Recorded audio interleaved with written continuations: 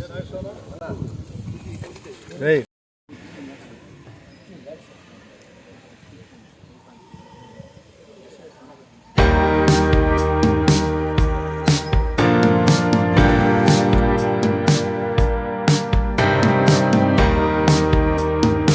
సంతోషం. నెల్లూరు రూరల్ నియోజకవర్గం 41వ డివిజన్లో 29 లక్షల రూపాయల వ్యయంతో అభివృద్ధి పనులు.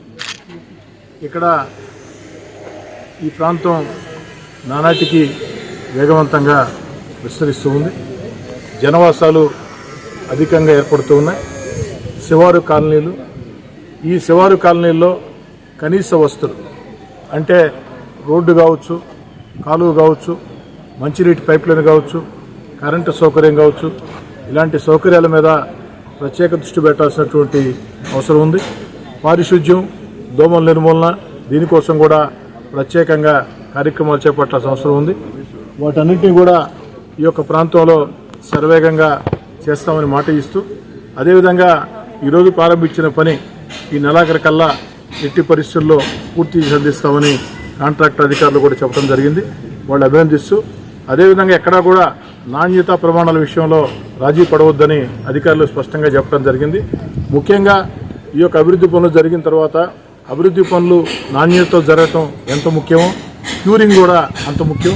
ఆ క్యూరింగ్ విషయంలో చాలా దగ్గర ప్రత్యేక పర్యవేక్షణ లేక ఇబ్బందులు పడే పరిస్థితుల్లో అధికారులు స్పష్టంగా చెప్పడం జరిగింది. ఎట్టి పరిస్థితుల్లో మీరు నిర్దేశించినటువంటి కాల పరిమితి ప్రకారం క్యూరింగ్ జరగాల్సిందే.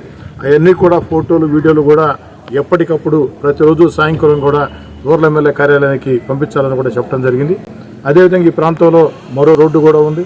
ఆ రోడ్డు కూడా జూన్లో వచ్చే నిధులతో 60 లక్షల రూపాయలు, 1,02 లక్షలు కాదు, 10 లక్షలు, 2 లక్షలు కాదు, అక్షరాల 3,60,00,000 రూపాయల నిధులు ఈ రోజు చేసినటువంటి 29 లక్షలు కలిపితే మొత్తం 3,60,00,000 రూపాయల నిధులు ఈ యొక్క డివిజన్లో ఖర్చు పెట్టామని చెప్పి పార్టీ.